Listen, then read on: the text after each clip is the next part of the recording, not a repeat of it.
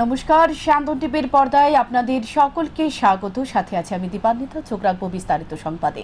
মঙ্গলবার রাজধানীর মলয়নগর স্থিত রবিপাড়ায় শ্রী শ্রী শান্তি কালী আশ্রম দ্বারা পরিচালিত শ্রী মা মনমোহিনী ও মহাদেব মন্দিরের শুভ দ্বারোদ্ঘাটন হয়।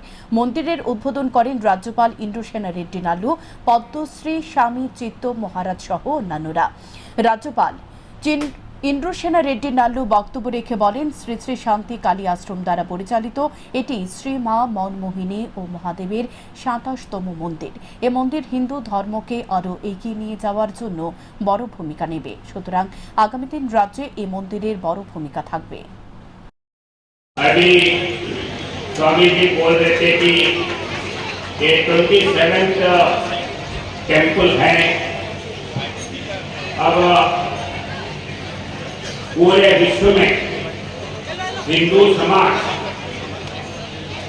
अलग भाषा, अलग देश, अलग खाना जो भी है, फिर भी हम हिंदू हैं। इस नाते से पूरे भारत खंड में सब देशों में अलग अलग राज्य करते थे, फिर भी हिंदू विश्वास के साथ वो काम करते हुए आए हैं। इसीलिए अपना ये अखंड भारत में जितने भी है वो शासित और परमानेंट ऐसे हैं। একটি বেসরকারি নার্সিং কলেজের চতুর্থ ব্যাচের জিএনএম এবং ষষ্ঠ ব্যাচের এএনএম শিক্ষার্থীদের নবীন বরণ এবং শপথ গ্রহণ অনুষ্ঠান হয় মঙ্গলবার। আগরতলা সুকান্ত একাডেমির অডিটোরিয়াম হলে হয় এই অনুষ্ঠান। প্রদীপ প্রজ্বলন করে অনুষ্ঠানের উদ্বোধন করেন রাজ্যপাল ইন্দ্রসেনা রেড্ডি নাল্লু। সম্মানিত অতিথি হিসেবে উপস্থিত ছিলেন প্রাক্তন কেন্দ্রীয় প্রতিমন্ত্রী প্রতিমা ভৌমিক এবং বিশেষ অতিথি হিসেবে উপস্থিত ছিলেন রামকৃষ্ণ মিশনের সচিব স্বামী শুভ কোরানন্দ এবং সহ অন্যান্যরা। অনুষ্ঠানে ছাত্রছাত্রীদের উদ্দেশ্যে রাজ্যপাল বক্তব্য রেখে বলেন, নার্স হওয়া একটি মহান পেশার সাথে যুক্ত হওয়া, কারণ এর সঙ্গে মানব সেবা জড়িয়ে আছে। তাই এই নার্সদের ভূমিকা অত্যন্ত প্রশংসনীয়। তারা মানব সেবার মাধ্যমে মানুষের জীবনের আলো হয়ে থাকে। অনুষ্ঠানে বক্তব্য রেখে রাজ্যপাল আরও বলেন, স্বাস্থ্য সেবা শুধু একটি পরিষেবা নয়, এটি একটি শক্তিশালী মাধ্যম যা জাতির উন্নয়নকে ত্বরান্বিত করে, এমনটাই অভিমত ব্যক্ত করেন রাজ্যপাল। और job, technical job, artificial intelligence, ये जो बड़े बड़े सुनते हैं उनके जॉब कब जाता कब रहता नहीं मालूम, मगर नर्सिंग के जितने भी पोस्ट है वो लाइफ लॉन्ग है। और उसके लिए आपका स्वास्थ्य आप ठीक रखे तो जीवन भर आप काम कर सकते हैं, बाकी के जगह ऐसा नहीं। और रेस्पेक्ट देने में पहले बुलाते हैं नर्स बोल के हॉस्पिटल में, और नर्स आने के बाद डॉक्टर को बुलाओ बोल के बोलते हैं। तो उसीलिए नर्स का जो इम्पोर्टेंस है वो अपन कायम करते हुए उसका इमेज रखना है। और नर्स का प्रोफेशन भी बहुत प्रॉब्लम भी है। कुछ हॉस्पिटल्स में कुछ पेशेंट्स होते हैं, वो क्यों आवाज़ कर रहे, किसके लिए पुकार रहे, क्यों रो रहे, इनको नहीं मालूम।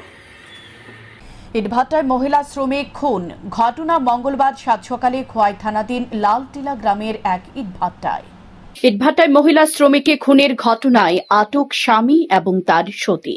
জানা যায়, মঙ্গলবার সাত সকালে খোয়াই থানাধীন লালটিলা গ্রামের একটি ইট ভাটায় শ্রমিকদের থাকার ঘরে এক মহিলা শ্রমিকের মৃতদেহ উদ্ধার হয় বিছানায়।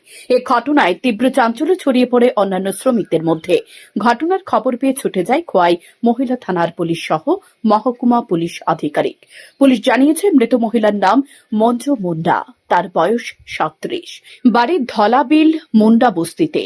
সপ্তাহখানেক আগে এই মহিলা বাড়ি থেকে ইটভাটার কাজে এসেছিল। কিভাবে এই মহিলা শ্রমিকের মৃত্যু ঘটল সে বিষয়ে পরিষ্কার চিত্র পাওয়ার জন্য ডাকা হয় ফরেনসিক টিমকে। এই রহস্যজনক খুনের ঘটনায় পুলিশ মৃত মহিলা শ্রমিকের স্বামী সঞ্চি রাম মুন্ডা এবং তার দ্বিতীয় স্ত্রী শেফালি মুন্ডাকে আটক করে। এ খুন কাণ্ডে ঘটনা রহস্যজনকভাবে পুলিশ সাংবাদিকদের সংবাদ সংগ্রহের ক্ষেত্রে বাধা দান করে আটকে দিয়ে প্রকৃত খুনের বিষয়ে কোনরকম ভাবে মুখ খুলতে চাননি। অথচ মৃত মহিলা শ্রমিকের আত্মীয় পরিজনরা পরিষ্কারভাবে সংবাদ মাধ্যমের কাছে জানিয়েছেন মঞ্জু মুন্ডাকে নৃশংসভাবে হত্যা করা হয়েছে। এমনকি সোমবার রাতেও মঞ্জু মুন্ডা তার বোনকে ফোন করে তাঁকে হত্যা করার বিষয়টি জানিয়েছিল। আনবো কয়া আর সন্ধ্যার সময় আইছে আয়া ফোন করে কয় দিদি আমার দুইজন মিলা মারতে আছে ও দূরে কইছে আর ফোনটা কাইটা দিছে। কয়টার সময়? 9টার সময় ফোন করছে।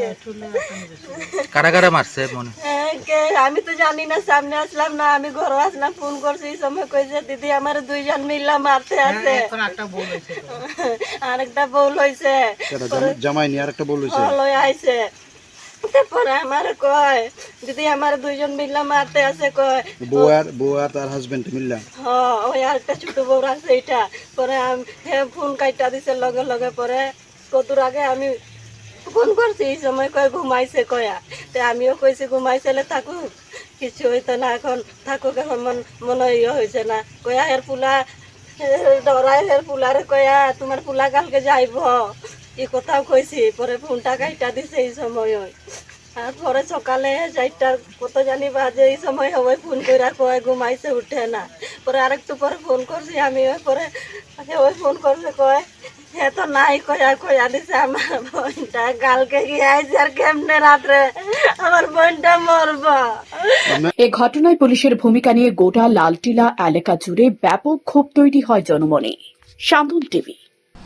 গোপন বোঝাপড়ার মাধ্যমে একাদশ শ্রেণীতে ভর্তির প্রক্রিয়ার খবর সংগ্রহ করতে গিয়ে আক্রান্ত শান্তন টিভির চিত্র সাংবাদিক বিষ্ণু পদবণী। ঘটনা রাজধানীর জেল রোড স্থিত ক্ষুদিরাম বসু ইংরেজি মাধ্যম বিদ্যালয়। একাদশ শ্রেণীতে ছাত্র ভর্তির প্রক্রিয়ায় বড়সড় ঘোটালার অভিযোগ উঠল রাজধানীর জেল রোড স্থিত ক্ষুদিরাম বসু ইংরেজি মাধ্যম বিদ্যালয়ের শিক্ষক শিক্ষিকাদের বিরুদ্ধে। এ খবর সংগ্রহ করতে গিয়ে আক্রান্ত হলেন শান্তন টিভির এক চিত্র সাংবাদিক। আক্রান্ত চিত্র সাংবাদিকের নাম বিষ্ণুপদ বণিক। মঙ্গলবার ছাত্রছাত্রী ও অভিভাবক মহলের কাছ থেকে অভিযোগ পেয়ে তিনি বিদ্যালয়ে খবর সংগ্রহ করতে গিয়েছিলেন। সেখানে গিয়ে জানতে পারেন গত 23 মে ভর্তির দ্বিতীয় মেরিট লিস্ট প্রকাশ হওয়ার কথা ছিল, অথচ সেই মেরিট লিস্ট প্রকাশ না করে মঙ্গলবার ভর্তি নেওয়া হচ্ছে এবং লক্ষ্য করা যাচ্ছে 21 মে যেসব ছাত্রের নাম মেরিট লিস্টে ছিল সেসব ছাত্রের নাম পরবর্তী সময় তালিকা থেকে মুছে দেওয়া হয়েছে। সে তালিকায় অন্য ছাত্রের নাম যুক্ত করে মঙ্গলবার অগোচরে ভর্তির প্রক্রিয়া সম্পন্ন করে দিচ্ছে বিদ্যালয় কর্তৃপক্ষ এবং তালিকায় নাম থাকা ছাত্রছাত্রীদের বাড়ি ফিরিয়ে দিচ্ছেন বিদ্যালয় কর্তৃপক্ষ বলে অভিযোগ। সে খবর সংগ্রহ করার সময় আচমকা এক শিক্ষক এসে চিত্র সাংবাদিক বিষ্ণুপদ বণিকের হাত থেকে ক্যামেরা ছিনিয়ে নেওয়ার চেষ্টা করে। পরবর্তী সময় অন্যান্য শিক্ষকরা এসে দাবি করেন সাংবাদিকরা যাতে বাইরে থেকে খবর সংগ্রহ করেন, ভেতরে প্রবেশ করে যাবে না। এদিকে এক অভিভাবক জানায় গতদিন যে মেরিট লিস্ট প্রকাশ হয়েছিল সে মেরিট লিস্টের নাম থাকার তারা আজকে নিজের ছেলেকে ভর্তি করতে আসেন, কিন্তু এসে জানতে পারেন সেটা নাকি মেরিট লিস্ট ছিল না, সেটা ছিল জেনারেল লিস্ট। ভর্তি করতে পারবে না নিজ ছেলেকে, এমনটাই জানতে পেরে হতাশ হয়ে পড়েন এক অভিভাবক। তিনি সরকারের দৃষ্টি আকর্ষণ করে বিষয়টি নিয়ে প্রতিবাদ জানান। শিক্ষক সমাজের মেরুদণ্ড, অথচ আড়ালে এ ধরনের প্রতারণা ছাত্রছাত্রীদের সাথে কেন করা হচ্ছে সে বিষয়টি নিয়ে প্রশ্ন ওঠে অভিভাবকদের মুখে মুখে এবং খবর সংগ্রহ করতে গেলে সংবাদ মাধ্যমের ক্যামেরা ছিনিয়ে নেওয়ার মতো চেষ্টা করে বলে অভিযোগ। ক্লাস 11 এর অ্যাডমিশনের পেপার আইছে, পরে তারা মেরিট লিস্ট বার করে দিছে। ফার্স্ট কাউন্সিলিং আছিল 23 আর সেকেন্ড কাউন্সিলিং 27 এ তারা আয়ও পাইব কইছে। লিস্টে যারা আছে তারা আয়ও পাইব কইছে। পরে এখানে তারা কইয়া দিছে স্টুডেন্ট বেশি কাট অফ কম পাইব, নাইলে না কইয়া দিছে। আজকে লাস্ট অপশন আছিল এটা। আর তো অন্য যদি তারা আগে থেকে কইলে আমরা অন্য স্কুলে চেষ্টা করতে পারলো, কিন্তু তারা তো আজকে জানে দিচ্ছে, হতে করে আজ অন্য স্কুলে অলরেডি ক্লোজ। এটাই লাস্ট অপশন। আমরা যা হোক এখানে পাইতে লাগবো, কারণ তারা মেরিট লিস্ট বাই করছে। এটা রুল আসলো, মেরিট লিস্ট বাই করলে এটা দেওয়ান লাগবে, রুল আছে সিবিসিতে, দেয়ার ইজ নো মেনশন, যদি মেরিট লিস্ট বাই করলে দিতেই লাগবে। এটা আমি চাই আজকে যেমনি হোক যারা লিস্ট পাইছে তারা দিতে লাগবে। মানে এখানে লিস্ট দিছে তারা, আমরা যখন 23 তারিখ আইছি আমাদের কোন বলে যে ডেট পার ওইটা তো করে নাও না, আমি 100 পর্যন্ত কাউন্সিলিং করাবো। আমরা কইছি 100 টাকা থেকে আজকে শুরু করব 27 তারিখ। এটা জানি যে লিস্ট দিছে তারা 21 তারিখ যে লিস্টটা বাড়বে ওইটা 23 তারিখ করাবো, আর 24 তারিখ যেটা বাড়বে ওইটা 27 তারিখ করাবো। আমি যখন মেমোরি দিয়েছি মেমোরি বলছে যে 24 তারিখ নাও বাড়বে, ওই লিস্টটাই আজকে শুরু করবো, মানে 100 পরের থেকে আজকে শুরু করবো। তারা আজকে শুরুই করছে না, তারা বলেছে সায়েন্স করবো। কি কথা ছিল? প্রথম তো আমরা 100 জন কইছে তারা ওই দিন করে, মানে 100 জন জেনারেল না মেরিট লিস্ট করবে? সব মিলে আচ্ছা, আচ্ছা। সব মিলে গেছে তারা। আচ্ছা। সব মিলে গেছে তারা ওই দিন 100 জন করাইবো, 100 পরের থেকে আজকে শুরু করবো। আর তারা হচ্ছে আজকে 80 জন তারা হয়ে গেছে কোটা, 80 জন তারা হইলে তারা এতদিন লিস্ট দেওয়ার দরকার আছে। তার প্রস্তুত হয়েছে যে যেহেতু এরা লিস্ট দিছে এই অনুযায়ী আমরা ভর্তি করার একটা ব্যবস্থা করে দেবো। মেরিট লিস্ট কইছিল? মেরিট লিস্ট দিছই না এরা, আচ্ছা। এটা নিয়মে মেরিট লিস্ট দেওয়ার কথা, এরা জেনারেল লিস্ট দিয়ে দিছে। জেনারেল লিস্ট দেখে তো আমরা মনে করছি যে আমরা মেয়েরা ভর্তি পাইছে, নাম আছে যেহেতু, কিন্তু অনা আইসি করে এরা বুঝেছে এটা জেনারেল লিস্ট, মেরিট লিস্ট দিছই না। নিয়মে আমরা যে ফর্ম ফিল আপ করানোর সময় যে নিয়মটা দিছে জেনারেল লিস্ট না, এটা মেরিট লিস্ট দিব, মেরিট লিস্ট দেখে সেটা আমরা ভর্তি করি। এইটা কে কইছে আপনারা? এই তো প্রিন্সিপালের কইছে জেনারেল লিস্ট, প্রিন্সিপালের নামটা কইতে পারেন? প্রিন্সিপালের নামটা তো জানি না। এই ধরনের দুর্বৃত্তপনা ভূভারতে কোনো বিদ্যালয়ে আছে কিনা সেটা জানা নেই। সকলের একটাই জানার যে কি এমন রহস্য রয়েছে যে কাউন্সিলিং কক্ষে সাংবাদিকরা যেতে পারবে না। তাহলে কি ছাত্রছাত্রী এবং অভিভাবক মহলের তোলা অভিযোগ সত্যি? কি এমন আড়াল করার জন্য এই ধরনের প্রতারণার কলঙ্ক জড়িয়েছে বিদ্যালয়ের শিক্ষক শিক্ষিকারা? শুধু তাই নয়, ছাত্রছাত্রীদের ভবিষ্যৎ নিয়ে পর্যন্ত তারা খেলা করছে। তাদের কারণে ভবিষ্যৎ নষ্ট হতে পারে বহু শিক্ষার্থীদের ভবিষ্যতের কথা না ভেবে এই ধরনের গোপন বোঝাপড়া কতটা অপরাধ সেটা একবারের জন্য ভাবলেন না তথাকথিত শিক্ষকরা। বিষয়টি নিয়ে যে বহুদূর জল গড়াতে পারে সেটাও জানা নেই তথাকথিত শিক্ষক শিক্ষিকাদের। শান্তন টিভি। লম্পটের বাইকের নিচে চাপা পড়ে মৃত্যু হল 3 বছরের এক শিশুর। ঘটনা রাজধানীর শ্রীলঙ্কা বস্তি এলাকায়। মৃত শিশুর নাম আবির দাস এবং অভিযুক্ত বাইক চালকের নাম উজ্জ্বল মিয়া। আগরতলা শহরে অলিতে গলিতে লম্পট বাইক চালকদের যন্ত্রণায় অতিষ্ঠ মানুষ। এবার এক লম্পটের বাইকের নিচে চাপা পড়ে মৃত্যু হল 3 বছরের এক শিশুর। ঘটনা রাজধানীর শ্রীলঙ্কা বস্তি এলাকায়। মৃত শিশুর নাম আবির দাস এবং অভিযুক্ত বাইক চালকের নাম উজ্জ্বল মিয়া। ঘটনার বিবরণে জানা যায়, সোমবার সন্ধ্যায় 5টা নাগাদ অভিযুক্ত উজ্জ্বল মিয়া দ্রুতগতিতে বাইক নিয়ে যাওয়ার সময় 3 বছরের শিশুটিকে ধাক্কা দেয়। মাটিতে লুটিয়ে পড়ার পরেও লম্পট উজ্জ্বল বাইক না থামিয়ে শিশুটিকে চাকায় পিষে দেয়। পরবর্তী সময় হাসপাতালে নেওয়ার পর শিশুটিকে মৃত বলে ঘোষণা করেন কর্তব্যরত চিকিৎসক। অভিযুক্ত লম্পট যুবককে পূর্ব আগরতলা থানার পুলিশ মঙ্গলবার গ্রেপ্তার করেছে বলে জানান পশ্চিম ত্রিপুরা জেলা পুলিশ সুপার কিরণ কুমারকে। তিনি জানান, শিশুটির মৃতদেহ ময়নাতদন্তের পর পরিবারের হাতে তুলে দেওয়া হয়। এদিকে অভিযুক্তকে আদালতে তোলা হবে। जैसे कि आप जानते हैं, कल शाम को अराउंड 5 बजे एक एक्सीडेंट हुआ था इधर श्रीलंका बस्ती में। एक छोटा बच्चा, 3 ईयर ओल्ड बच्चे का इसमें मौत हो गया था। तो अभी हम लोगों ने उसको, जो अक्यूज्ड है, उसको अरेस्ट कर दिया है। तो अभी कोर्ट में फॉरवर्ड हो जाएगा। इसलिए हम लोग लॉ एंड ऑर्डर ठीक रखने के लिए सभी अरेंजमेंट्स किया है और मैं खुद आके उधर सुपरवाइज करता हूँ। এ ঘটনায় ব্যাপক ক্ষোভ সৃষ্টি হয়েছে স্থানীয়দের মধ্যে। ঘটনার পর এলাকায় পরিস্থিতি উত্তপ্ত হয়ে ওঠে। পরিস্থিতি নিয়ন্ত্রণে আনতে মোতায়েন করা হয় পুলিশ ও আধা সামরিক বাহিনী। সকলের অভিযোগ, এলাকায় কিছু বখাটে লম্পট যুবক প্রতিদিন নিয়ন্ত্রণবিহীনভাবে বাইক স্কুটি নিয়ে চলাচল করছে। তাদের কারণেই সাধারণ মানুষের জীবন মৃত্যুর মুখে পড়ছে। তাদের দুরন্ত বাইক আটক করার জন্য কেউ জীবন ঝুঁকি নিচ্ছে না। কিন্তু প্রশ্ন হলো স্থানীয় ক্লাব কর্তৃপক্ষের ভূমিকা নিয়ে। কারণ ক্লাব কর্তৃপক্ষ যদি উপযুক্ত ব্যবস্থা গ্রহণ করে তাহলে এই উন্মাদ বাইক চালকদের কাছ থেকে নেশা সামগ্রী পর্যন্ত উদ্ধার হতে পারে। কারণ তাদের যন্ত্রণায় অতিষ্ঠ সাধারণ মানুষ, নির্বিকার পুলিশ প্রশাসন। এদিকে এই ঘটনার পর এলাকায় পরিস্থিতি উত্তপ্ত হয়ে ওঠে। পরিস্থিতি নিয়ন্ত্রণে আনতে মোতায়েন করা হয় পুলিশ ও আধা সামরিক বাহিনী। শান্তন টিভি। সিপাহীজলা অভয়ারণ্যে 2 সিংহ শাবকের মৃত্যু, শাক দিয়ে মাছ ঢাকার চেষ্টা কর্তৃপক্ষের বলে অভিযোগ। রাজ্যের গর্ব সিপাহীজলা অভয়ারণ্যে একের পর এক পশু মৃত্যুর ঘটনায় সৃষ্টি হয়েছে চাঞ্চল্য। হতাশ রাজ্যের পশুপ্রেমীরা। আশ্চর্যের বিষয় হল চিড়িয়াখানা কর্তৃপক্ষ একের পর এক পশু মৃত্যুর মূল রহস্য উদ্ঘাটনের পরিবর্তে ড্যামেজ কন্ট্রোলে ব্যস্ত দায়িত্বপ্রাপ্ত কর্মীরা। নানা যুক্তি তুলে ধরা হচ্ছে সংবাদ মাধ্যমের সামনে। গত এক পক্ষকালের মধ্যে 4 বছর বয়সের 2টি পুরুষ সিংহ ও একটি প্রাপ্তবয়স্ক স্পটেড হরিণের মৃত্যু হয়েছে।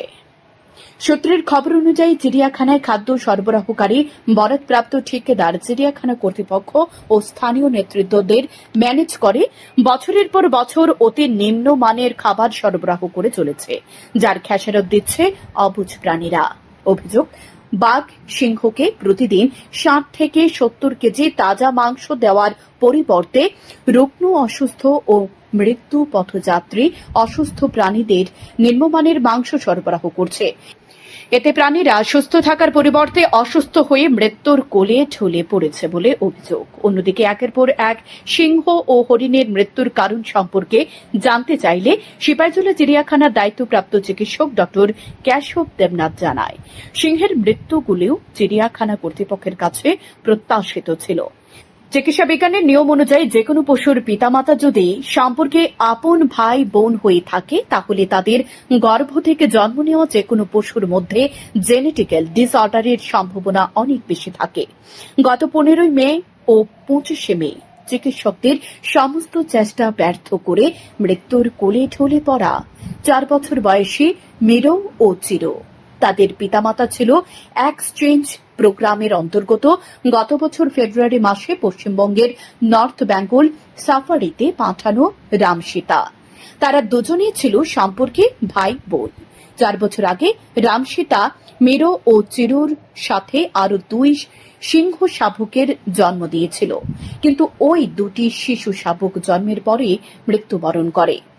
ফলে মিরো ও চিরো 2 ভাই গত 4 বছর ধরে সিপাহীজলা কর্তৃপক্ষের তত্ত্বাবধানে বড় হতে থাকে, শরীরে নানা সমস্যা থাকা সত্ত্বেও। মৃত্যুর আগে ওদের ওজন হয়েছিল প্রায় 120 কেজি এবং তাদের ঠিকানা ছিল 19 নম্বর এনক্লোজার। গত 6 মে থেকে 2টি সিংহ শাবকেরই লো ইমিউনিটির সমস্যা দেখা দেয় সিভিয়ার গ্যাস্ট্রাইটিসের কারণে। 2টি সিংহ শাবকই কিছু খেতে পারছিল না। ফলে চিড়িয়াখানার হাসপাতালে চিকিৎসকদের তত্ত্বাবধানে স্যালাইন সহ আনুষঙ্গিক ওষুধপত্র দেওয়া সত্ত্বেও শিডিউল 1 ক্যাটাগরির 2টি সিংহ শাবকের শেষ রক্ষা করা সম্ভব হয়ে ওঠেনি। ফলে আরকিনগর স্থিত ত্রিপুরা ভেটেরিনারি মেডিকেল কলেজ থেকে চিকিৎসকদের একটি দল সিপাহীজলা চিড়িয়াখানায় পৌঁছে মৃত সিংহের ময়নাতদন্ত শেষে বিভিন্ন নমুনা সংগ্রহ করে হায়দ্রাবাদের একটি ল্যাবে পাঠানো হয়েছে মৃত্যুর কারণ সম্পর্কে আরও বিশদ জানতে। অন্যদিকে ভারতীয় জু অথরিটির নিয়ম অনুযায়ী রবিবারই চিড়িয়াখানার ভেতরে একটি নির্দিষ্ট স্থানে মৃত সিংহটির দেহটি সংস্কার করা হয়। আসলে আমাদের যে সিংহ শাবক দুটো 4 বছর বয়স হয়েছে, প্রায় সাবেটাল শাবক সাবেটাল অ্যাকচুয়ালি 2টো বাচ্চা ছিল ইনবর্ন ডিফর্মিটি, যাকে বলে তার ইমিউনিটি লেভেল একদম কম ছিল। প্রায় সময় ওদের রোগ ওদের লেগে থাকতো, ইমিউনিটি খুব কম ছিল ওদের হওয়ার কারণে। অ্যাকচুয়ালি ওটার মা বাবা ছিল রামসীতা, তারা ছিল ভাই বোন। তো ভাই বোন হওয়ার সত্ত্বেও তারা যে বাচ্চাগুলো ছিল ডিফর্মিটি হতো।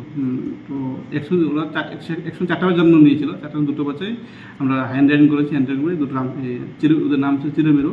তো প্রায় সময় লেগে থাকতো। লাস্ট আমাদের 9 তারিখ থেকে একটা সমস্যা শুরু হয়েছে, কি খাওয়ার ক্ষেত্রেও না, একটা সমস্যা শুরু হয়েছে, ফাইটিং দেখা দিয়ে গেছে। উনটা মোটামুটি সেরে গেছে, ট্রিটমেন্ট সেরে গেছে, বাট খাওয়া তারা ইমপ্রুভ করতে পারেনি। অনেকদিন স্যালাইন দিয়েছি, ট্রিটমেন্ট করেছি, বাট কিছু ইমপ্রুভমেন্ট আলটিমেটলি এমএলটা আমাদের ছেড়ে চলে গেছে। দেখলাম যে তার স্টোমাকে মানে পাকস্থলীতে সিভিয়ার গ্যাস্ট্রাইটিসের কারণে কোনো কিছু যা খেয়েছে পুরো পেটে জমে একদম ইম্প্যাক্ট হয়ে গেছে, ডাইজেস্টিভ হয়নি, সেই কারণে পুরো খাবার ছেড়ে দিয়েছে ও। সেক্ষেত্রেই আমরা প্রিলিমিনারি ডায়াগনোসিস পেয়েছি, আর স্যাম্পল ফার্দার পাঠানো হয়েছে IVRIতে ফার্দার ডায়াগনোসিসের জন্য। আমরা নেক্রোপ্সি করার পরে প্রত্যেকটা শিডিউল অ্যানিমেলকে আমরা ফরেস্ট অফিসিয়ালের উপস্থিতিতে এগুলোকে বার্নিং করতে হয় as per protocols of central authority. আমরা বার্নিং করে দিয়েছি। পোস্টমর্টমের জন্য আমাদের as per schedule, as per রুলসে শিডিউল প্যাথোলজিস্ট ডাক্তার আসছিল কলেজ অফ ভেটেরিনারি সায়েন্স থেকে, আরকানগর থেকে এক টিম এসে পোস্টমর্টম করে।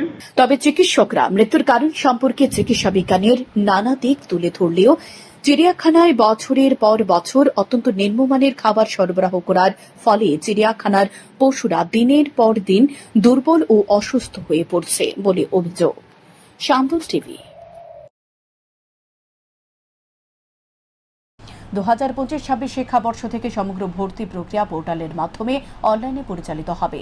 অফলাইনে ভর্তির জন্য আবেদন করার সুযোগ থাকবে, তাই শিক্ষার্থীদের সমর্থ পোর্টালে নিবন্ধন করে তাদের পছন্দের সরকারি ডিগ্রি কলেজের ভর্তির জন্য আবেদন করার পরামর্শ দেওয়া হয়েছে।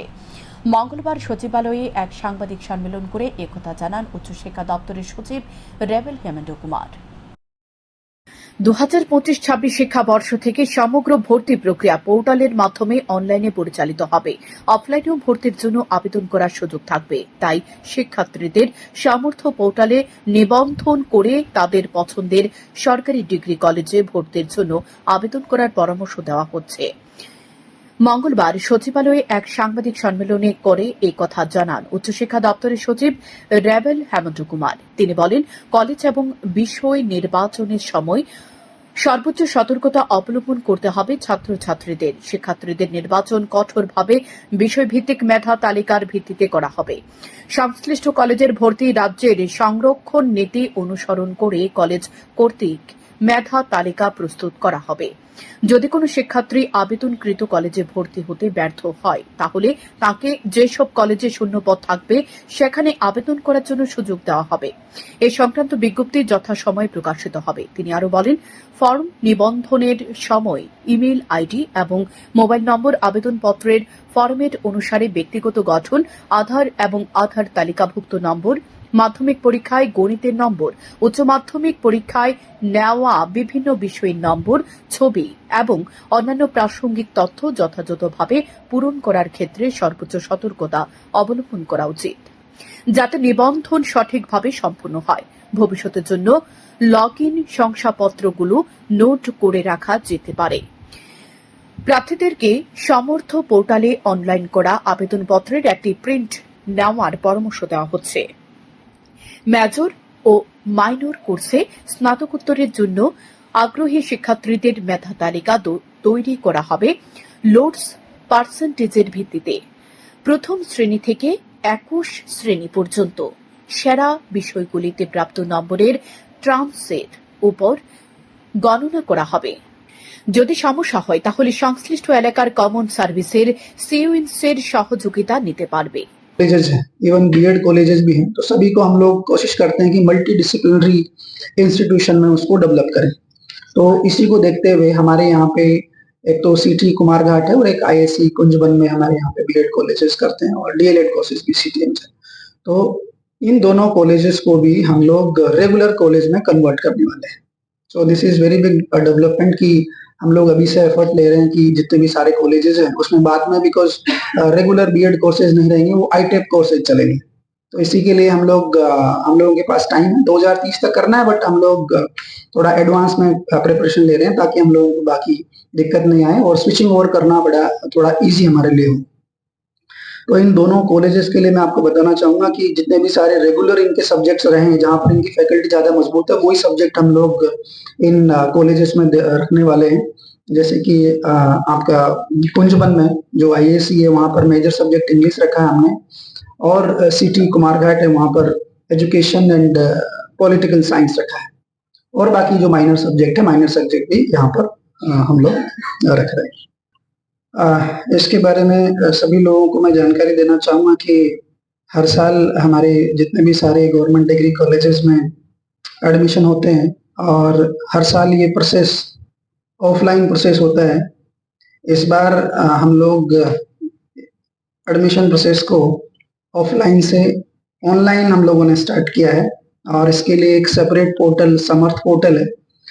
तो समर्थ पोर्टल का यूज करके हम लोग जितने भी सारे कॉलेजेस में एडमिशन प्रोसेस है उसको ऑलरेडी हम लोगों ने स्टार्ट हम लोग कर चुके हैं और आज के बाद से कोई भी मैनुअल एडमिशन नहीं होगा और जो भी मैनुअल एडमिशन फॉर्म के थ्रू एडमिशंस इसके पहले होते आ रहे थे वो ऑलमोस्ट बंद है और ये जो ऑफलाइन से ऑनलाइन की शिफ्टिंग हम लोग कर रहे हैं ये ministry of education government of India और त्रिपुरा यूनिवर्सिटी जो हमारे स्टेट में सेंट्रल यूनिवर्सिटी है उसके डायरेक्टिव्स के अनुसार ही हम लोग कर रहे हैं। আয়োজিত সাংবাদিক সম্মেলনে এছাড়া উপস্থিত ছিলেন দপ্তরের অধিকর্তা অনিমেষ দেববর্মা ও অতিরিক্ত অধিকর্তা রাজেশ ভট্টাচার্য। শান্তন টিভি।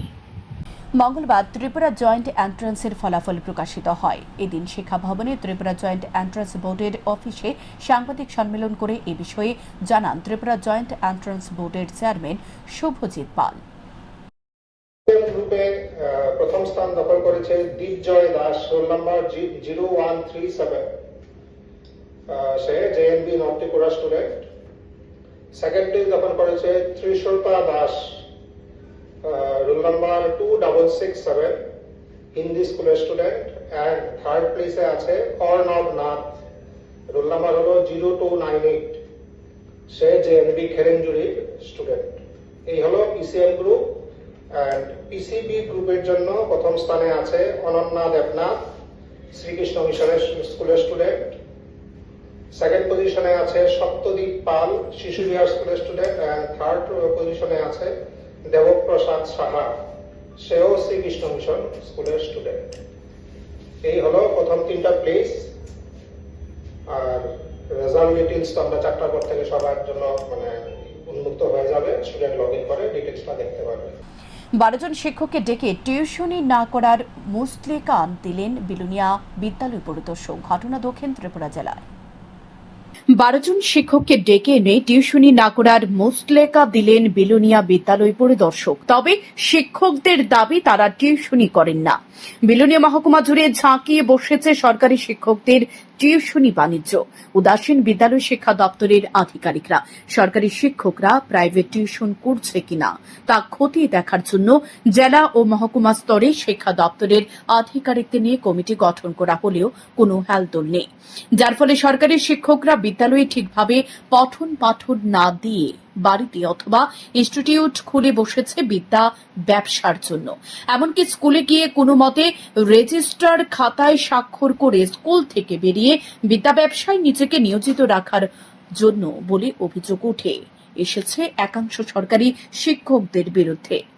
সরকারি শিক্ষকরা করতে পারবেন না প্রাইভেট টিউশন। রাজ্য শিক্ষা দপ্তরের এই ফরমানকে তোয়াক্কা না করে এক প্রকার চ্যালেঞ্জ জানিয়ে দেদার চালিয়ে যাচ্ছে বিদ্যা ব্যবসা।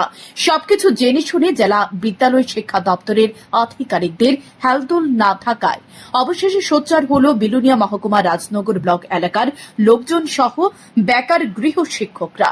সরকারি শিক্ষকদের টিউশনি বাণিজ্য নিয়ে জেলা শিক্ষা আধিকারিকের নিকট অভিযোগপত্র পাঠিয়ে এর ব্যবস্থা নেওয়ার আবেদন জানান। এই অভিযোগের ভিত্তিতে 12 জন সরকারি শিক্ষককে বিলোনিয়া স্কুল পরিদর্শক কার্যালয়ে আসার জন্য শোকজ নোটিশ জারি করা হয়।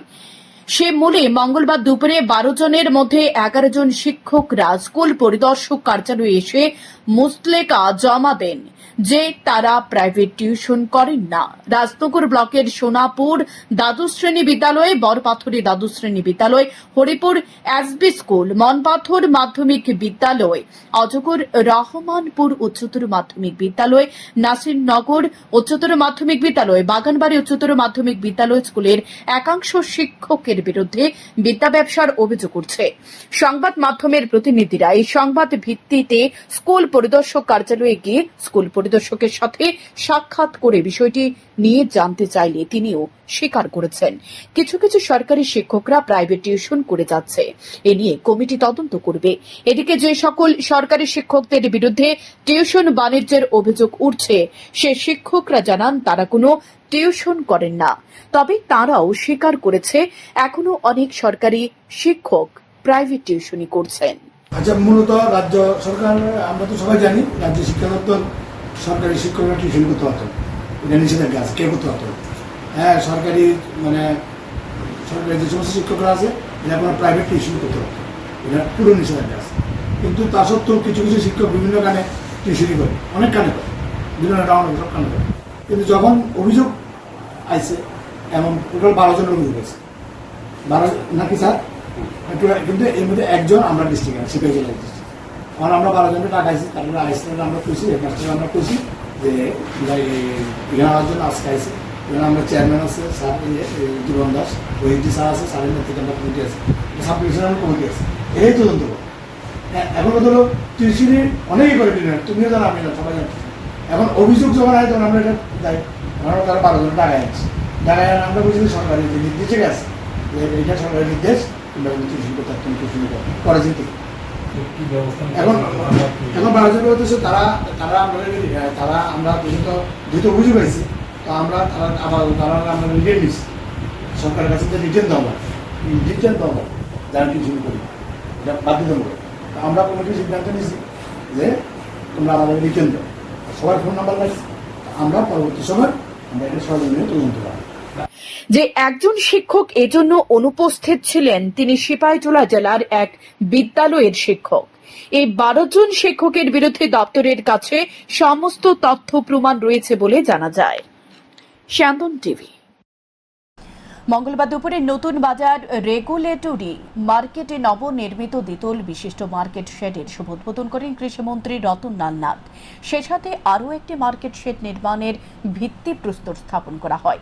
উদ্বোধনী অনুষ্ঠানে কৃষিমন্ত্রী ছাড়া উপস্থিত ছিলেন বিধায়ক রঞ্জিত দাস ও বিধায়ক পাঠানলাল জমাতিয়া, কৃষি দপ্তরের অধিকর্তা ডক্টর ফণীভূষণ জমাতিয়া, হর্টিকালচার দপ্তরের অধিকর্তা দীপক কুমার দাস, অমরপুর আরটি ব্লকের বিএসসি চেয়ারম্যান রবীন্দ্র জমাতিয়া প্রমুখ।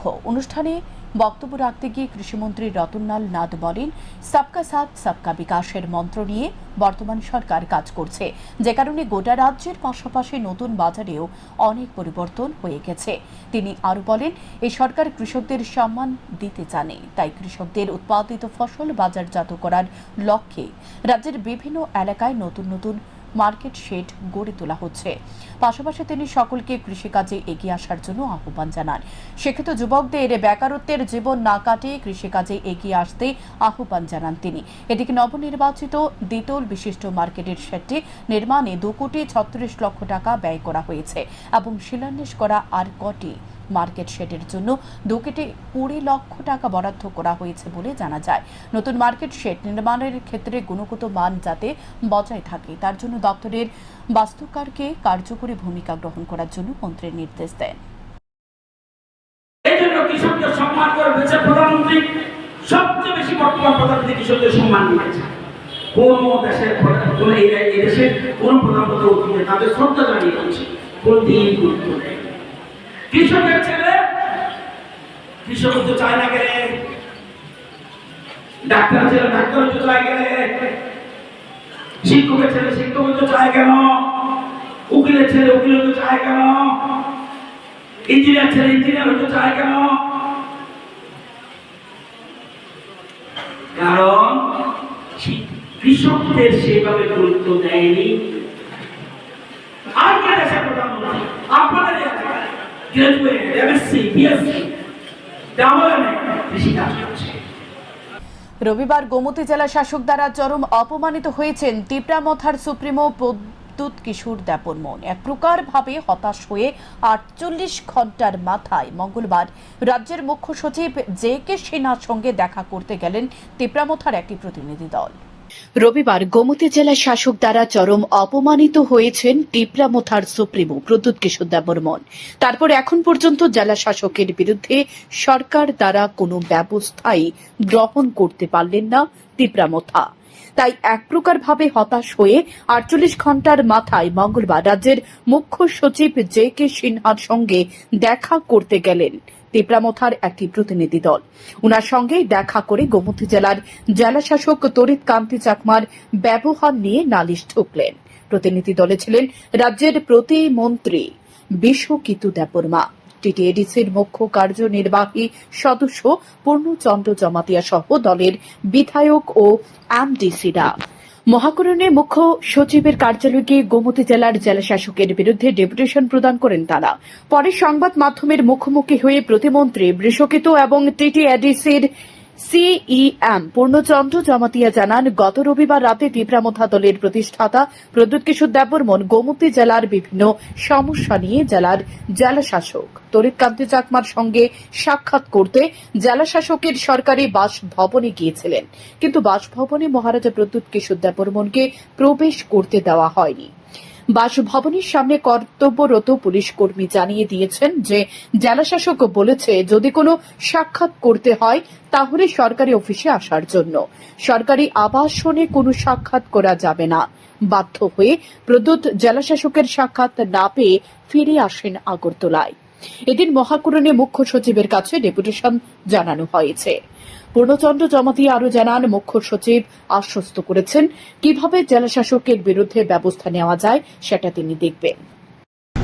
মূলত ওই দিনের ঘটনা নিয়ে আমরা আলোচনা করেছি জে.কে. সিনহা চিফ সেক্রেটারির সাথে, কেননা সবাই দেখেছি মিডিয়াতে ওই দিন আমিও ছিল মহারাজার সাথে। ফোনে অনেকবার কথা বলার চেষ্টা করেছে মহারাজা এবং আমি নিজে ফোনে ডিএম সাহেবের সাথে দেখা করার জন্য, বিশেষ করে এলাকার বিভিন্ন সমস্যা নিয়ে আলোচনা করার জন্য মহারাজা ওই দিন কৃষি মন্ত্রী প্রোগ্রামের ফেরত পথে দেখা করার জন্য ওনার রেসিডেন্টে আমরা গিয়েছি, কিন্তু আশ্চর্যজনক উনি দেখা করার ইগনোর করেছে। সেটা নিয়ে আমরা চিফ সেক্রেটারির কাছে আজকে এসেছি এবং জানিয়েছি তাকে সিরিয়াসলি বিবেচনা করার জন্য এই বিষয়ে। কি আশ্বাস দিয়েছে সেক্রেটারি? সেক্রেটারি বলেছে উনি প্রসেসিং চলছে, অ্যাডমিনিস্ট্রেটিভভাবে যেভাবে ব্যবস্থা নেওয়া দরকার সেটা দেখব, উনি আশ্বাস দিয়েছে। সেক্রেটারিকে একটা কমপ্লেন দিয়েছি যাতে তাড়াতাড়ি ইনকোয়ারি করে এটা তাড়াতাড়ি অ্যাকশন নেওয়ার জন্য। ওইটার জন্য আমাদের এমএলএরা এবং আমাদের টিটিএডিসির চিফ এক্সিকিউটিভ মেম্বার আমাদের সঙ্গে ছিল এবং আমাদের 4 জন এমএলএ এবং এমডিসি আমরা সবাই মিলে একটা মেমোরেন্ডাম দিয়েছি এবং যাতে তাড়াতাড়ি অ্যাকশনটা হয় তার জন্যই। উল্লেখ্য, জেলাশাসকের বিরুদ্ধে প্রদ্যুতের টিম অভিযোগ করলেও বিষয়টি নিয়ে মাথা কাজ করছে না সরকারের। সাংবাদিক টিভি। ইলেকট্রিক এবং সিএনজি অটোর দোলতে বাস গাড়ির পরিষেবা বন্ধ হওয়ার পথে। তেলিয়ামুড়া আগরতলা শহরে রয়েছে 28টি বাস। বাস গাড়ির সাথে যুক্ত শ্রমিকদের অভিযোগ, বাস গাড়ির যাত্রীদের ইলেকট্রিক অটো এবং সিএনজি চালিত অটো রোজই তেলিয়ামুড়া আগরতলা সড়কে অহরহ চলাচল করছে।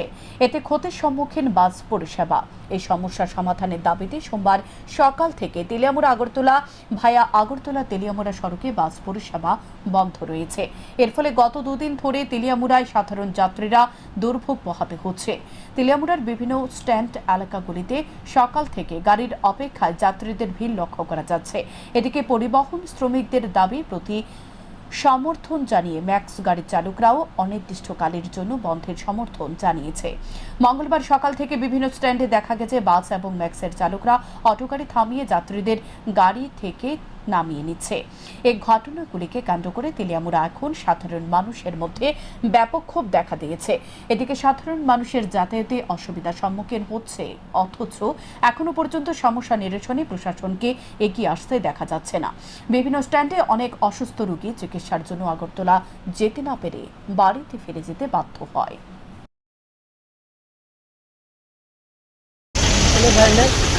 কারণটা কি? কারণ বলতে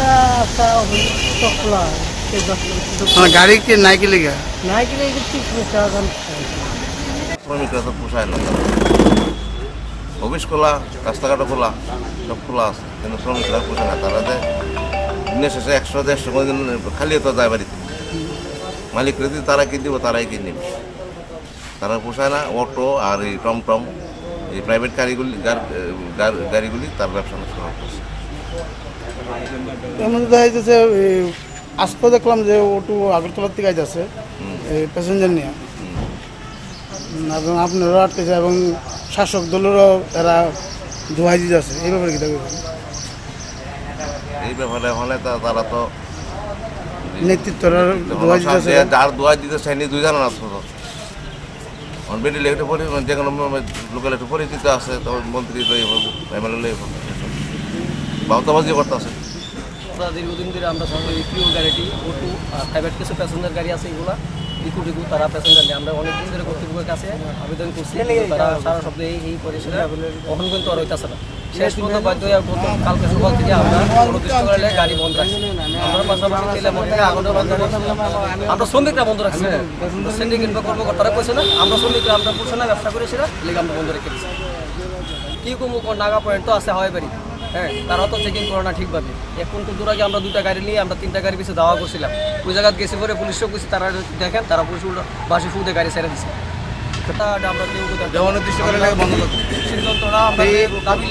কর্তৃপক্ষকে এ ব্যাপারে কোনো কথা বলছেন আপনারা?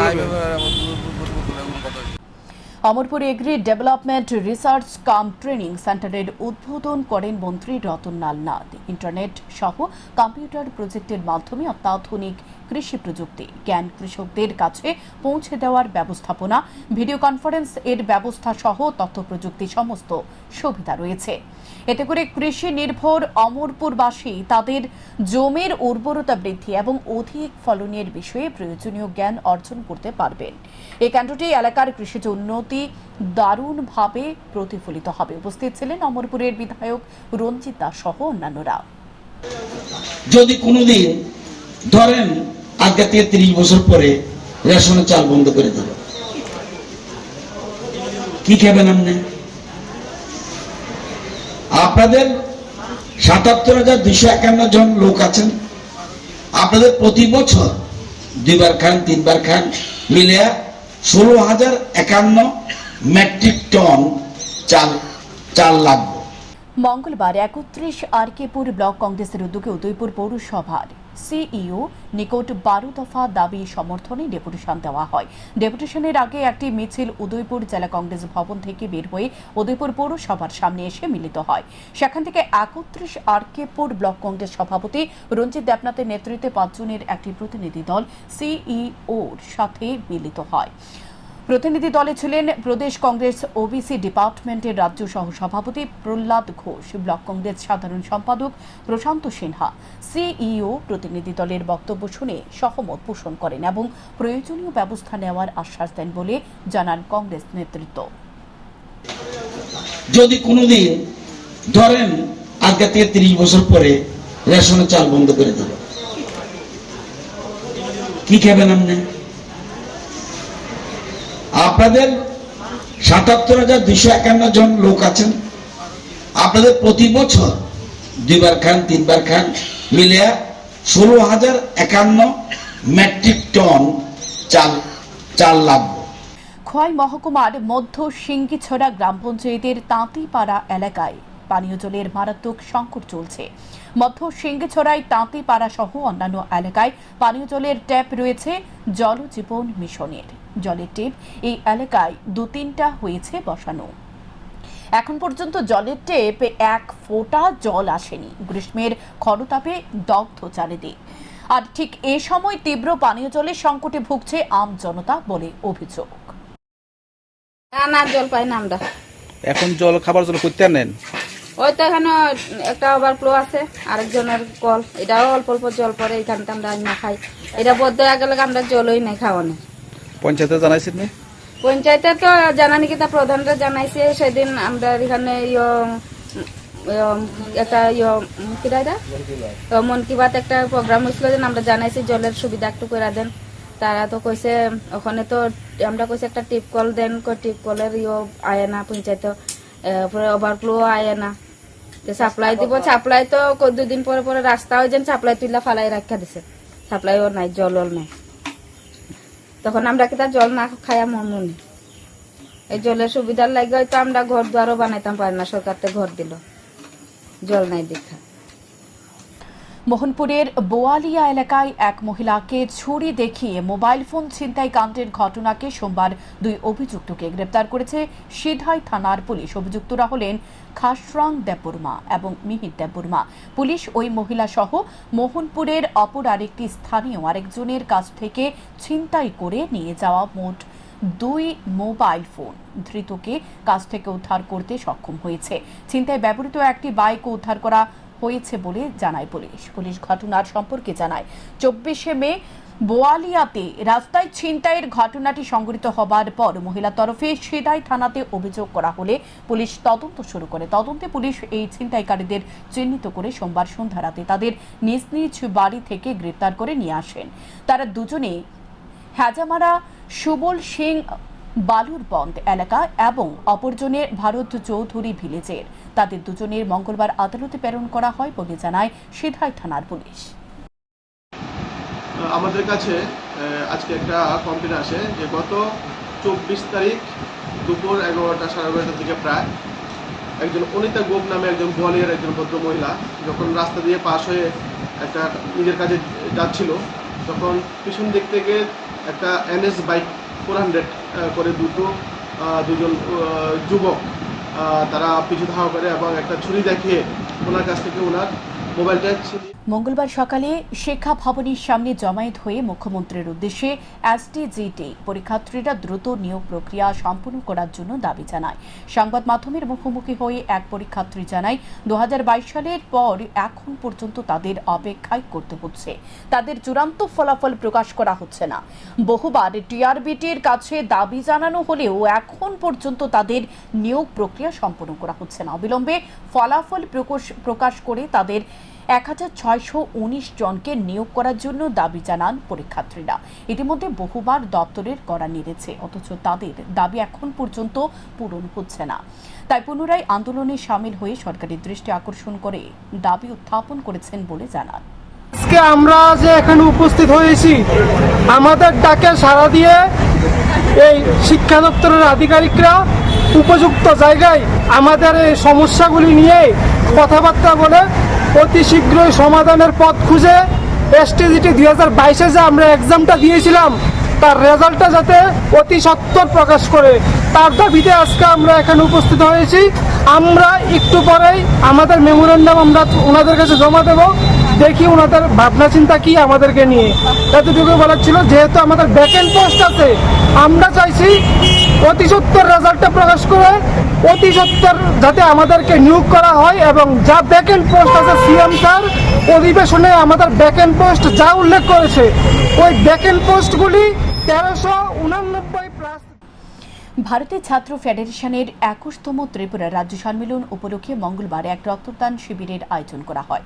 আগরতলা মেলার মাঠ স্থিত ছাত্র যুব ভবনে এই রক্তদান শিবির অনুষ্ঠিত হয়। উপস্থিত ছিলেন ভারতের ছাত্র ফেডারেশনের ত্রিপুরা রাজ্য কমিটির সম্পাদক সন্দীপন দেব।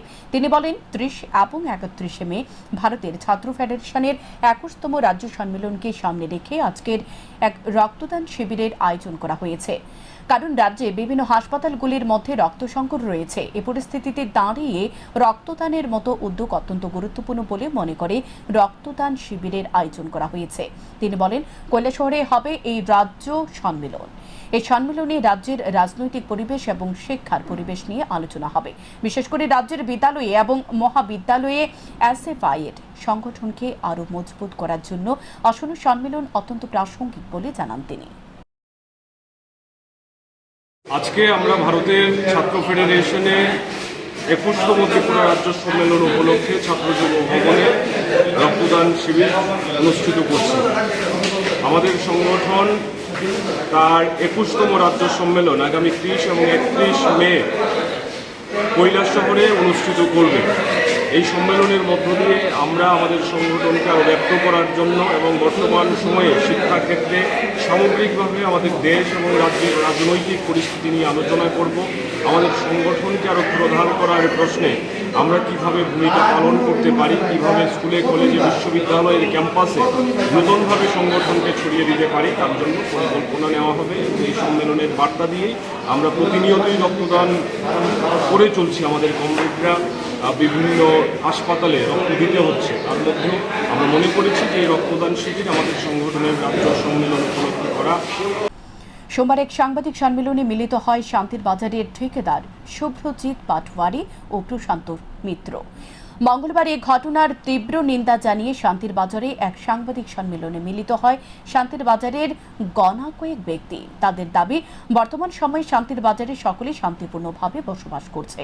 এই শান্তির বাতাবরণকে নষ্ট করতে এই দুই ঠিকাদার অপপ্রচার চালাচ্ছে বলে অভিযোগ। আজকের সাংবাদিক সম্মেলনের মাধ্যমে জানানো হয়, গত 2023-এর নির্বাচনের পর শুভ্রজিৎ পাটওয়ারি শান্তির বাজারে সিপিআইএম পার্টি অফিস থেকে লক্ষাধিক টাকার রড চুরি করে নিয়ে যায়। এ বিষয়ে তৎকালীন বিজেপির মণ্ডল সভাপতি শ্যামলাল দেবনাথ প্রতিবাদ করেছিলেন। অপরদিকে বিলোনিয়ার ঠিকাদার গৌতম চৌধুরীর স্টোন বোঝাই গাড়ি শান্তির বাজারে আটক করে অর্থ আদায়ের অভিযোগে মামলা করা হয়েছে শুভ্রজিতের বিরুদ্ধে। সে মামলায় অসুস্থতার ভ্যান করে কোনো প্রকারে জামিনে এসেছে শুভ্রজিৎ পাটওয়ারি এবং গত সোমবার দিন তারা যে অভিযোগ তুলেছেন তার সম্পূর্ণ ভিত্তিহীন বলে দাবি করে। আসলে শুভ্রজিৎ পাটওয়ারি এবং প্রশান্ত মিত্র যে অভিযোগ এনেছেন সর্বৈব মিথ্যা অভিযোগ, এক নম্বর কথা। আর ওরা যে ঘরগুলি নিয়েছিল আমাদেরকে বলে একটা টাকা পর্যন্ত এখন পর্যন্ত আমাদের সরকারি কোনো ভাড়া দেয়নি। আমরা বারবার ওদেরকে দেখেছি এবং বলেছি আমাদের টিএমসির যে পাওনা সেটাও সরকারি ফান্ডে জমা হয়, সেটা যাতে দেওয়া দিচ্ছে না। এবং আমরা খবর পাচ্ছি প্রশান্ত মিত্র এবং আরো অনেকে আমাদের শান্তিবাজারে বিভিন্ন মার্চেন্টের যে আমাদের নতুন ঘর উঠছে সেখান থেকে নেওয়ার জন্য ওর বাবার নামও বিভিন্ন এলিগেশন আমাদের কাছে এসছে। আমি সেটা তদন্ত শুরু করেছি, দেখা যাক আগামী দিনে এটা হয়, আমরা আইনানুগ ব্যবস্থা নেব। যে কালকে এলিগেশন এনেছিল যে আমাদের যুব মোর্চার মন্ডল প্রেসিডেন্টের নামে, প্রাক্তন মন্ডল প্রেসিডেন্টের নামে বা আরো 7 জনের নামে, এর সমস্যা সবকিছু ভিত্তিহীন। আর হচ্ছে ওর যে বাড়িঘরে হামলা করে দিয়েছে ওটাও ভিত্তিহীন। আপনারা যদি বিশ্বাস না করেন ওর মা বাপকে এনে এখানে জিজ্ঞেস করতে পারেন। আর এক কথা হচ্ছে আমাদের শান্তিবাজারে 55,000-এর উপরে ভোটার আছে, কারোর সম্বন্ধে কোনো কিছু এলিগেশন নেই, শুধু বারবার ওর বিরুদ্ধে কোনো এলিগেশন আসে। আপনি বাজারে গিয়ে খবর নিয়ে দেখুন, দোকানদাররা অতিষ্ঠ হয়ে গেছে এই প্রশান্ত মিত্রের যন্ত্রণায়। ও আমাদের স্টল এখনো উঠেনি, মানুষ থেকে স্টল দেবে বলে 25,000 টাকা করে অনেক থেকে নিয়ে নিয়েছে। তো এই নিয়ে ওদের যদি ইতিহাস বলতে গেলে এগুলো 2 দিনও শেষ হবে না। আর যে একটা ভিডিও ফুটেজ দেখিয়েছিল সিসিটিভিতে ওর বাড়ির সামনে হামলা করছে, আসলে এটা রাস্তা দিয়ে লোকজন যাচ্ছিল, ওখানে জ্যাম লেগেছিল, লোকজন ভিড় হয়েছিল, আসলে ওর বাড়িতে কেউ যায়নি। পুকুরের জলে ভেসে উঠল শিশুর মরদেহ। হৃদয় বিদারক এই ঘটনাটি ঘটে জম্পুই জেলার পাথালিয়া ঘাট এলাকায়। মাত্র 3 বছরে এ পৃথিবীর কোল ছেড়ে বিদায় নিল ছোট্ট ফুটফুটে শিশু রিমাই দেববর্মা।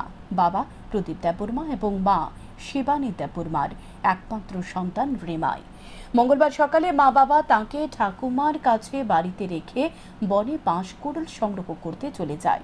বনের লতাপাতা, শাকসবজি এবং বাঁশকুড়ুল সংগ্রহ করে বাজারে বিক্রি করে সংসার চলে তাদের। ঠাকুমার অজান্তে ছোট্ট ফুটফুটে শিশু রিমাই চলে যায় খেলা করতে করতে বাড়ির পাশের একটি পুকুরের পাড়ে। পা পিছলে রিমাই পড়ে যায় পুকুরের জলে। পরে একজন ব্যক্তি এই পুকুরে স্নান করতে এসে রিমাইয়ের দেহ ভাসতে দেখে। সঙ্গে সঙ্গে খবর ছড়িয়ে পড়ে গোটা গ্রামে। গ্রামের সকলে ছুটে এসে রিমাইকে উদ্ধার করে বিশ্রামগঞ্জ প্রাথমিক স্বাস্থ্য কেন্দ্রে নিয়ে যায়। কর্তব্যরত চিকিৎসকরা তাঁকে মৃত বলে ঘোষণা করেন। শোকস্তব্ধ হয়ে পড়ে পাথালিয়াঘাট ভিলেজের তারাপদ গ্রাম। ওই পুকুরে পরে মারা গেছে, মানে তুলতে গেছিল, তো তার নানির কাছে দিয়ে গেছিল। তার নানির সম্ভাবনা বাড়িতে আছে, খেলনায় খুব সম্ভাবনা, তো একা তো এখন ঘুরতে ঘুরতে খুব সম্ভাবনা। 14 বছরের কিশোরের নিখোঁজের ঘটনাকে কেন্দ্র করে ব্যাপক চাঞ্চল্য ছড়িয়ে পড়েছে আনন্দনগরের 10 নম্বর পাড়ায়। নিখোঁজ কিশোরের নাম শুভদীপ ব্যানার্জি। রবিবার সকালে শুভদীপ তার বাড়ি থেকে বেরিয়ে মলয়নগর স্থিত বনের বাড়ির উদ্দেশ্যে রওনা হয়, কিন্তু এরপর থেকে শুভদীপের আর কোনো খবর পাওয়া যায়নি। শুভদীপের বাবা শম্ভু ব্যানার্জি রবিবার রাতে শ্রীনগর থানায় একটি নিখোঁজ মামলা দায়ের করেন। কোথাও ছেলের কোনো খবর না পাওয়ায় রীতিমতো উদ্বিগ্ন শুভদীপের পরিবার। কান্নায় ভেঙে পড়ে তার বাবা মা। কি ক্রিয়া করেছে আপনার? আমি বন্ধুর বাড়ি যাই, আমি আজ খাইতাম না, আমি কদিন থাকুন। এরপরে যে ওর বাবার দ্বারে আরেকজনে ফোন করছে করে দিয়েছিল, 8টার সময় এসে করে দিয়েছিল। আমরা কইছে এত গেছে না, এরপরে যে উৎসাহগুলি করতেছে। মঙ্গলবার বিকেলে দুর্গাচৌমুহনী স্থিত বিপণী বিতানে অল ত্রিপুরা অটোমেট্রিক্স অ্যাসোসিয়েশনের সাংবাদিক সম্মেলনের আয়োজন করা হয়।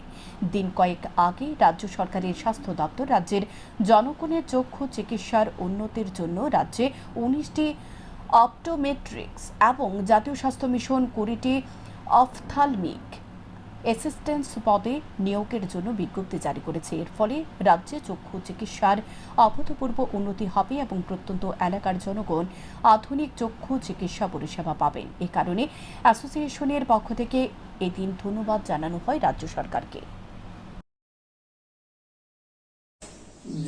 ডেপুটেশন দেওয়ার পর আমরা 15-20 দিন আগে আমরা যেটা সুখবরটা পেলাম সেটা হলো যে আমাদের রাজ্য সরকারের অধীনে প্রায় 19খানা পোস্ট নতুন করে ছাড়া হয়েছে। তো যেটার মধ্যে আমরা যে অপটোমেট্রিস্ট বেকার ভাই বোনেরা আছে অনেকেই উপকৃত হবে বলে আমি মনে করছি। কিন্তু এখানে সরকারকে এটার জন্য অবশ্যই ধন্যবাদ জানাতে হবে আমাদের। পাশাপাশি আরেকটা ব্যাপারে সরকারকে অবগত করার জন্য আমরা চেষ্টা করব, যেটা হলো আমাদের বর্তমানে যেটা আছে 19 জন অপটোমেট্রিস্ট রাজ্য সরকারের অধীনে আছে এবং জাতীয় স্বাস্থ্য মিশনের আন্ডারে 20 জন অপটোমেট্রিস্ট বর্তমানে চাকরির আছে। তো যার ফলে 25 জন আর 25 জন যদি আমরা ধরি তাহলে এখানে 50 জন অ্যাসিস্ট্যান্ট বা অপটোমেট্রিস্ট বা অপথলমিক অ্যাসিস্ট্যান্ট পদে কর্মরত আছে। কিন্তু আমরা যদি ওয়ার্ল্ড হেলথ অর্গানাইজেশনের যে ডাটাটা আছে ওটা যদি ধরি প্রতি 20,000 জনে একজন অপটোমেট্রিস্টের দরকার। তো সেই অনুপাতে আমরা যে ত্রিপুরা রাজ্যের বাসিন্দার আমরা যে আছি 37 লক্ষ বা তার অধিক, সেই অনুপাতে যদি আমরা ধরি তাহলে আমাদের প্রায় রাজ্যে 200 জনের মতন অপটোমেট্রিস্ট বা অপথলমিক অ্যাসিস্ট্যান্টের দরকার। তো সেই অনুযায়ী আমরা যদি দেখি ত্রিপুরা রাজ্য সরকারের আন্ডারে আরো 175 জনের মতন অপটোমেট্রিস্ট বা অপথলমিক অ্যাসিস্ট্যান্টের ঘাটতি রয়েছে। তো তার জন্য সরকারের কাছে আমার একান্ত এবং বিনম্র নিবেদন যে যদি আরো কিছু নতুন পোস্ট ক্রিয়েট করে আমাদের অপটোমেট্রিস্ট ভাই বোনেদের যদি কাজ করার যদি সুযোগটা করে দেওয়া যায় তাহলে হয়তো বা রাজ্যবাসীরা কিছুটা হলেও উপকৃত হবে বলে আমি মনে করছি।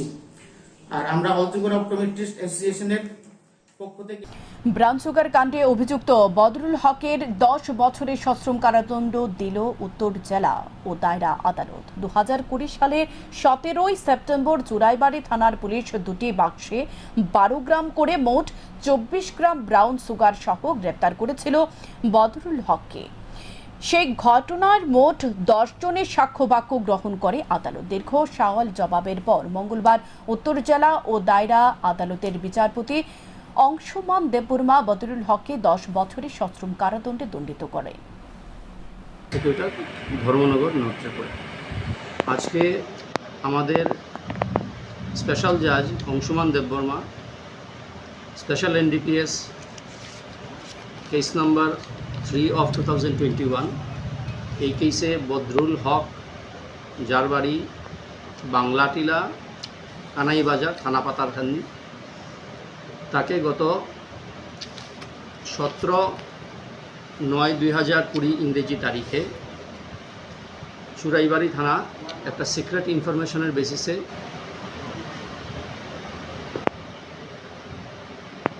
অ্যারেস্ট করে এবং অ্যাজ পার প্রসিডিওর সব কিছু মেনটেন করে সার্চ সিজার করা হয়। সেই হিসাবে একটা এফআইআর নেওয়া হয় চুরাইবাড়ি থানাতে, যেটা কেস নম্বর হচ্ছে। মঙ্গলবার রবীন্দ্র শতবার্ষিকী ভবনে স্বাধীনতা সংগ্রামী আহিল্যাবাই হলকার এবং এর আত্মকথা নিয়ে এক সেমিনার অনুষ্ঠিত হয়। ত্রিপুরা রাজ্য মহিলা কমিশন এই সেমিনারের উদ্যোক্তা। প্রদীপ প্রজ্বলনের মধ্য দিয়ে সেমিনারের উদ্বোধন করেন উপস্থিত অতিথিরা। উপস্থিত ছিলেন রাজ্য মহিলা কমিশনের চেয়ারপারসন ঝর্ণা দেববর্মা সহ আরো অনেকে। ব্রিটিশ ভারত ছাড়ল, আমাদের জন্য বিষয়টা খুব আশ্চর্যের ছিল যে আমরা তো সবাই জানি 1947 সালে দেশ স্বাধীন হয়েছিল, ব্রিটিশ তখনই ভারতবর্ষ ছেড়ে চলে গিয়েছিল, কিন্তু আজ এত বছর পর 2014 সালে ইংল্যান্ডের পত্রিকায় আসছে যে অবশেষে আজ ভারত ছাড়লো ব্রিটিশ। কেন? কারণ কি ছিল? আমরা তখন এত ভারতবাসী আমরা বুঝতে পারিনি, তা আমরা ধীরে ধীরে বুঝলাম তখন। এখনকার মতো সংবাদ এ পর্যন্তই। পরবর্তী আপডেট দেখতে চোখ রাখুন শান্ত টিভির পর্দায়। শুভরাত্রি।